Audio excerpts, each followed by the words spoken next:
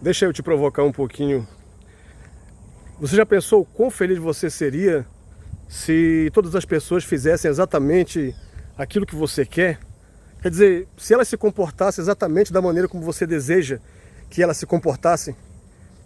Eu falo isso porque grande parte das nossas problemáticas de vida, dos nossos grandes problemas, grandes dilemas da vida, tem a ver com pessoas, e tem a ver com seus relacionamentos.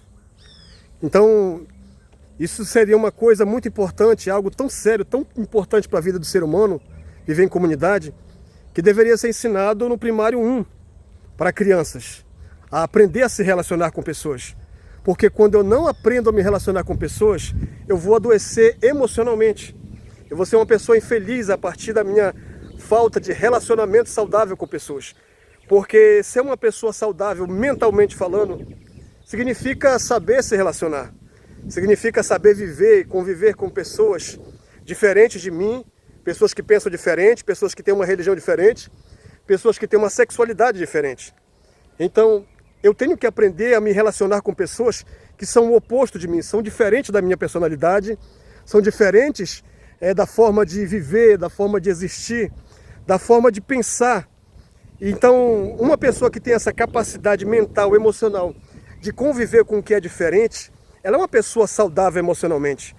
Ela não se importa com outrem, ela não está se importando com o que as pessoas dizem ou pensam. Ela é centrada em si, ela se foca nela, na existência dela em primeiro lugar. Então vamos entender uma coisa, todos nós, em vários momentos da nossa vida, nós vamos ter problemas no que diz respeito aos relacionamentos interpessoais. Não tem será, não tem talvez, não. Todos nós vamos ter que passar por essa matéria, querendo nós ou não, gostando nós ou não. Isso faz parte da existencialidade do ser humano, isso faz parte da nossa vida. Todos nós, em algum momento da vida, nós vamos passar por essas dificuldades. E se nós não soubermos atravessarmos essas dificuldades, essa matéria, é nesse momento que começa o nosso processo de adoecimento. Adoecimento da alma, adoecimento da psique, adoecimento do nosso corpo, porque nós não somos desligados da nossa mente.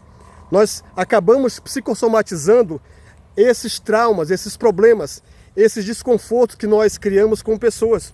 E isso está matando a geração pós-moderna hoje, isso está acabando com a vida familiar, conjugal, relacionamento interpessoais, com as nossas amizades, com os nossos encontros, e nós estamos meio que nos alienando de nós mesmos, porque não estamos sabendo viver e conviver com pessoas diferentes de nós, que têm opiniões diferentes, que agem diferente. Vão surgir pessoas na sua vida que vão fazer coisas que vão tirar você do sério. Pessoas da sua família, pessoas no seu trabalho, na sua escola, na sua faculdade, na sua igreja. Vai ter pessoas que vão levar o seu temperamento ao limite.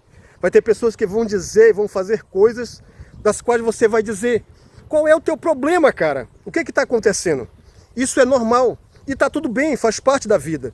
A questão não é o que as pessoas vão fazer com a gente, mas é o que nós vamos fazer com o que fizeram de nós. Assim falou Jean-Paul Sartre. Então, não é importante o que elas vão fazer isso. Vai ter pessoas que vão testar o nosso limite, a nossa paciência. Agora deixa eu te falar, nesse mundo você acredita mesmo que existam pessoas que ao se levantarem pela manhã, pensem: peraí, quem que eu vou infernizar hoje? Você acha mesmo que existam pessoas nessa vida que ao se levantarem, ao acordarem, coloquem na sua mente, o seu primeiro pensamento do dia seja: quem é a próxima pessoa que eu vou fazer infeliz nesse dia? Ninguém se levanta assim por acaso. O que eu quero dizer para você é que toda pessoa que nasce pela manhã com um pensamento dessa natureza, ele simplesmente pensa assim porque alguém um dia descarregou sobre ele a sua neura, os seus demônios, os seus infortúnios. E essa pessoa está tão internalizada, está tão drogada emocionalmente, um excesso de cortisol, excesso de pensamentos negativos. A memória dessa pessoa está carregada de pessoas tóxicas. E o que ela pode fazer é um momento ou outro descarregar essa toxicidade, descarregar essa neura em alguém. Aqui entra eu e você, os protagonistas da nossa história. Então, sempre vai haver alguém que vai descarregar lixo psíquico, mental sobre a sua vida. Ou você aprende a conviver de verdade. O tema que eu estou trazendo hoje aqui é o tema que em muitos dias por muitos autores, por muitos filósofos, pensadores, tentaram entender, escreveram, pensaram, discutiram sobre tais assuntos. E é exatamente esse ponto que está sendo deixado de lado, essa intelectualidade, essa espiritualidade, essa filosofia que foi abandonada. E nós temos hoje uma geração de pessoas novas, de pessoas que mal começaram a vida, mas já não suportam a existência, porque nunca racionalizaram, nunca compreenderam o que é viver. Conviver, meu querido, é aprender a viver com o diferente, é aprender a entender, a levar as cargas uns dos outros, é aprender a entender que nem todo mundo tem o nosso histórico. A nossa historicidade é diferente da historicidade daquela pessoa que convive com a gente, daquela pessoa que atravessa a rua, que passa por nós. Cada um tem uma história, mas quando nós pensarmos com o todo, de uma forma completa, entender que estamos no mesmo barco, que nós estamos aqui sendo protagonista da nossa história e que eu, como protagonista, posso ajudar a outra pessoa que está afundando a ser protagonista também, eu acabo sendo forte e me fortalecendo. Então, ninguém amanhece o dia dizendo eu vou infernizar a vida de ninguém por acaso. São pessoas feridas, são pessoas infelizes, são pessoas traumatizadas, que vão fazer de tudo para camuflar a sua dor, vão fazer de tudo para esconder que estão passando por um momento de dificuldade, porque faz parte do nosso narcisismo, do nosso ego, querer mostrar que estamos bem o tempo todo, querer mostrar que a gente não chora, que a gente não sofre, que a gente não é ser humano. Isso é insanidade mental, isso é loucura, fingir que não é o que se é. Por isso, não deixe que essa toxicidade, não deixe que esse desfortúnio, que essas angústias façam parte da sua natureza. Você tem que aprender a expurgar isso. Ou você faz isso, ou você vai ser zumbificado como essas pessoas estão sendo. E esse processo é muito rápido. Pessoas que internalizaram traumas dos outros, pessoas que carregam lixo dos outros, pessoas que não vivem mais para si, mas vivem para odiar, para se ressentir, para serem machucados continuamente. Não concorde, não colabore com essa situação que está acontecendo com você. Faça diferença. Aí nos surge uma pergunta, mas por que isso acontece? Por que a vida do ser humano é tão complicada nas suas relações interpessoais? Em primeiro lugar, porque todos nós, todo ser humano é um universo em si. Todos nós temos a nossa própria história, a nossa historicidade, todos nós temos a nossa cultura, a nossa base de educação, nossos traumas de infância, nós temos as nossas segregações, as nossas experiências que nos feriram, que nos machucaram, que nos magoaram amargosamente, todos nós. E em segundo lugar, porque todos nós um dia fomos feridos, fomos machucados, fomos traumatizados. Junta tudo isso, nós temos uma humanidade comum, seres humanos comuns, uns parecidos com os outros. O que muda é só a embalagem, mas o conteúdo é o conteúdo de pessoas machucadas, é o conteúdo de pessoas traumatizadas. E o pior de tudo, essas pessoas fingem que isso não é real, fingem que isso não aconteceu com elas. Algumas tomam bomba, vão para as academias, fazem algum tipo de tatuagem que mostra que agora eles amadureceram, que mostra que agora eles suportaram a dor. Quando você faz isso, sem se ressentir com a pessoa que descarregou sobre você a sua neura, tudo bem, parabéns para você. Mas quando você simplesmente cria uma imagem, um verniz, para dizer que está tudo bem, para dizer que não aconteceu nada, que não doeu, aí você entrou num estado de adoecimento patológico. Você verdadeiramente está fingindo um personagem que não é você. Um personagem que não tem nada a ver com o seu comportamento, com a sua essência e com a sua natureza. É nesse momento que você foi roubado de si mesmo. Como estudante da psicanálise freudiana, a gente aprende, no processo clínico, a gente trabalha para tentar fortalecer o ego daquele indivíduo que está sendo atravessado, que está em conflito entre o seu desejo e entre a proibição, entre as leis, entre tudo aquilo que diz que você não pode fazer aquilo da qual você deseja. Isso causa neurose, isso causa dores, isso nos atravessa por completo.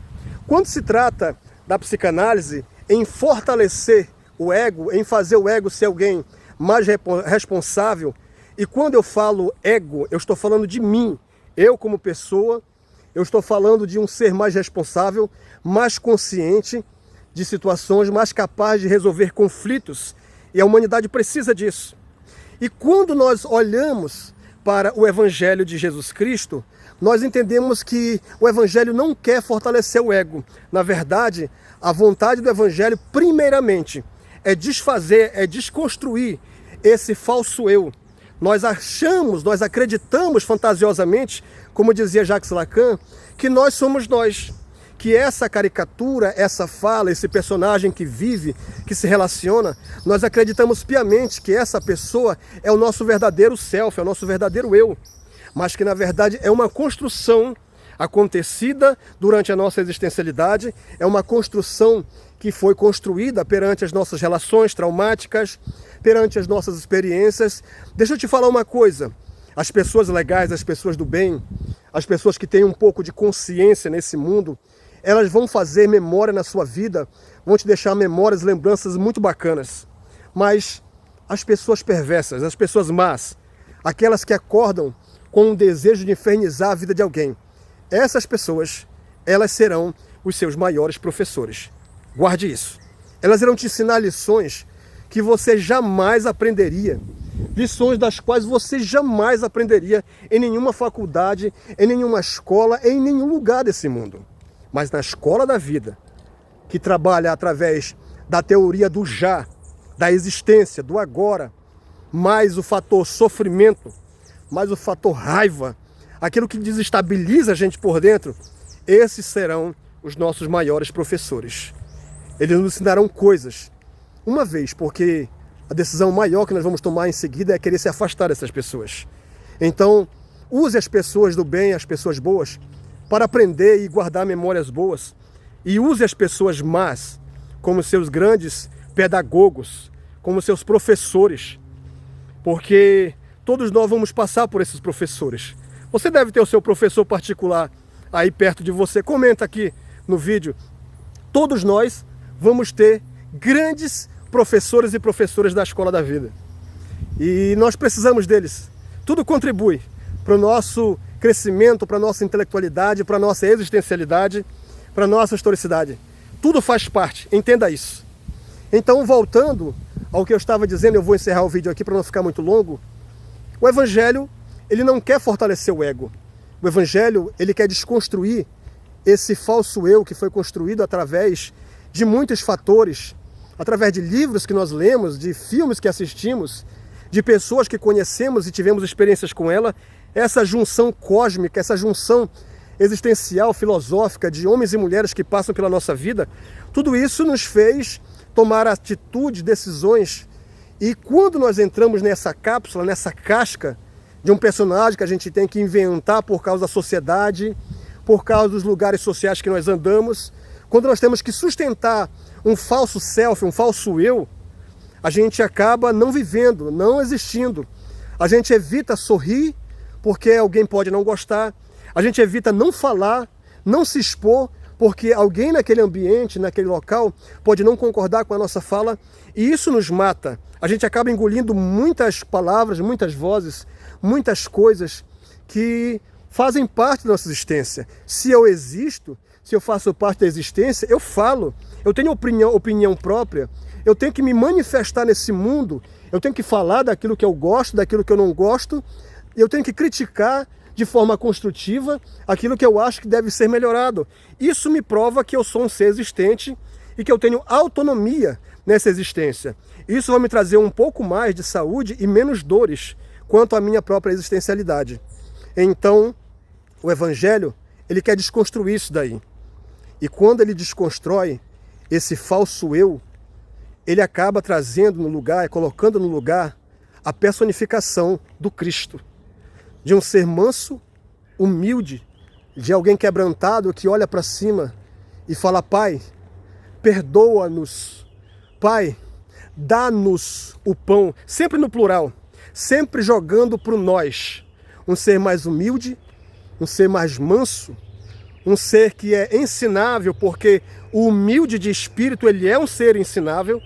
A geração atual não gosta dessa ideia de que alguém tenha mais conhecimento e vai ensiná-los porque eles já sabem tudo. Então é desconstruindo esse falso eu, é desconstruindo essa personificação esse ser que foi criado sem a minha consciência. Eu estou falando de algo inconsciente. É muito difícil a gente enxergar que esse eu não é o nosso verdadeiro eu. É muito difícil e por isso a gente tem muitos conflitos com pessoas devido a gente não compreender essa personalidade que às vezes age, que às vezes fala, e a gente se pergunta por que eu falei isso, por que eu agi dessa forma, por que eu fiz isso de novo. Então, é que se quebrantando, é se humilhando, é deixando que Cristo venha, através do seu ensino, através da sua palavra, desconstruir esse falso self. Desconstruir para colocar algo superior no lugar. Nós mesmos, seres dependentes de Deus, que somos guiados, que somos envolvidos pelo seu Espírito. Por isso, enquanto eu faço essa caminhada aqui nesse bosque maravilhoso, eu trago essa mensagem filosófica, psicanalítica, teológica ao teu coração, para que você possa refletir. Será que você está vivendo o seu verdadeiro eu, ou você está vivendo um falso self, ou você está existindo, sobrevivendo a partir de uma personalidade que você criou, mas que pesa, mas que demanda muita energia mental, demanda muito gasto energético para sustentar, para viver dessa forma, como esse personagem que você tem criado. Então, procure se orientar, procure se discernir, procure se escutar quanto ser humano, como ser existencial, como alguém que fala, como alguém que existe e como alguém que se relaciona e que entendeu que saúde mental tem a ver com relações interpessoais, que saúde mental tem a ver com aprender a amar até os próprios inimigos, respeitando porque são seres existentes, pessoas que falam, pessoas que existem, pessoas feridas, mas acima de tudo, pessoas. Se você esquecer dessa fórmula, se você não associar saúde mental com relações interpessoais, você será apenas mais um zumbi neste mundo zumbificado de ódio, onde muitos movimentos, muitas ideologias tentam jogar uns contra os outros, homens contra mulheres, heterossexuais contra homossexuais, mulheres contra homens, negros contra brancos. Não tem nada mais pavoroso, mais horroroso do que a pregação do ódio, do que a pregação do afastamento, do distanciamento. Isso é adoecedor, isso é patológico, e alguém que sustenta esse tipo de fala é alguém que já entrou nesse mundo zumbificado, é alguém que quer devorar, que quer arrancar a carne do seu próximo para satisfazer a sua própria dor. Não seja você mais um desses. Faça o oposto, faça o caminho contrário. Se alguém te ferir a face direita, oferece também a outra, e siga seu caminho. É a filosofia da água. Não bata de frente, vá pelas laterais. A nossa vida é só uma. E se a gente quiser viver, atravessar essa vida, a gente tem que aprender a refrear a nossa língua do mal e tentar fazer o bem a todos. Não olhando a quem, não é fácil, não é nada muito simples, mas tem que ser praticado, tem que ser exercitado e, acima de tudo, peça a força daquele que ama a comunhão. Tanto é que ele é 3 em 1. O Pai, o Filho e o Espírito Santo. Que você seja abençoado com essa palavra e que o teu coração encontre paz. Tanto mais quanto você perdoa e aprende a conviver com aqueles que são diferentes.